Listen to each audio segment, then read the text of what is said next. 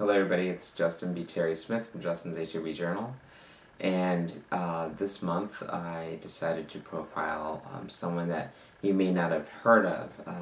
This woman was so courageous that when she was diagnosed in the 1980s, a lot of people thought that HIV was a one, gay disease, two, only intravenous drug users would contract this disease, HIV. And she was one of the first heterosexual women to come out and say and be open with her diagnosis. This woman is named Alison Gertz. She was 16 years old when she was diagnosed. When she was infected with HIV. So after going to the hospital and being sick for so long, they didn't really understand what was wrong with her, because when they at that time in the 80s, they thought that this was just a homosexual disease and, drug users disease. So they didn't even test her for HIV. They tested her for cancer, they tested her for all these other things. They didn't quite understand why her T cells were gone, they just didn't quite understand it. And so, lo and behold, that was her first sexual encounter. That was her very first sexual encounter. So, and that was in 1982. She was born on February 27th, 1966, and she was 16 years old, I believe, when she first had intercourse with this person. So, in 1988, she found out that she contracted HIV.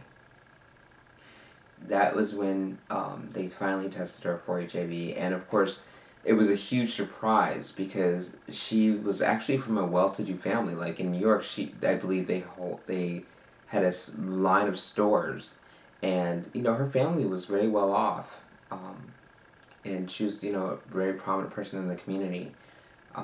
And so they were quite surprised when the diagnosis came back that she tested positive for HIV. But then Alison Gertz used that. She said this is the time that we need to make people aware that this is not just a gay disease anymore. This is not just a drug user's disease. This is everybody's disease. So she actually went out and actually made speeches or talked with students about protective sex and abstinence, and she just, she was out there, and People magazine put her on the cover, and also Esquire magazine named her Woman of the Year. She literally was a pioneer in the HIV movement, the HIV awareness movement back in the 80s, and sadly, on August 8th, 1992, she passed away from complications of AIDS. She was amazing, and I believe when one of her friends actually said to her doctor, I can't believe it was one of her friends or family members, said to her doctor, why is she not passing on, because she was such in a bad state. They said, well, I don't understand why she's passing on. The doctor said her heart is 26 years old. 26 years old, and she died at 26. And of course, I think about that now, and I was, it's scary, because she was 16 when she contracted HIV. Then she died at 26, so that was 10 years. 10 years she lived with this horrible disease that eventually took her life, and it's sad and it's scary. I have been HIV positive for 5 years now. Actually, I'll have my 5-year anniversary, quote unquote, of being diagnosed in May. But, Alison Gertz took this diagnosis, and she didn't make it into a crutch. She used it to make people aware, and make people aware that HIV is there, it's out there, and it can affect anybody, affect and infect anyone. And she did that to the day she died. And, I commend her and her family and her friends for that.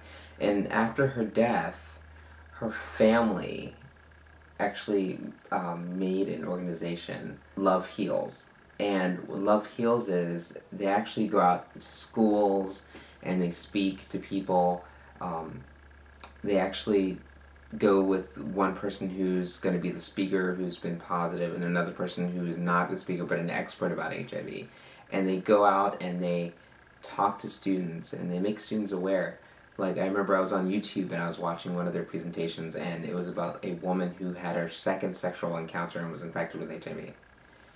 I mean, there were some amazing stories out there, and I think that it's I mean, the stuff that I'm doing with Justin's HIV Journal, yeah, I've gone out to talk to schools before, but, you know, it's amazing what they're doing over there, and I commend them. And I believe her parents started that organization, and actually in the play Rent,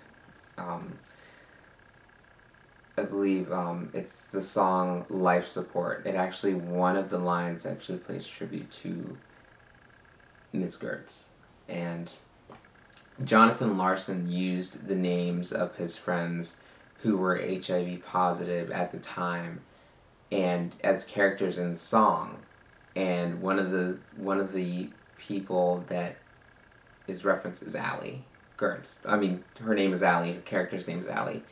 But yeah, and so she did a lot for HIV awareness, and I really, you know, to meet somebody that courageous is astounding to me, and I wish that I could have. But this video is for Alison Gertz, and a pioneer, a fighter, and just an all-around beautiful person from what I see and from what I read. And, you know, I wish I would have been able to meet her. But Alison Gertz, February 27th, 1966 to August 8th, 1992. And I forgot to also say that this month was Girls and Women's HIV Awareness Month.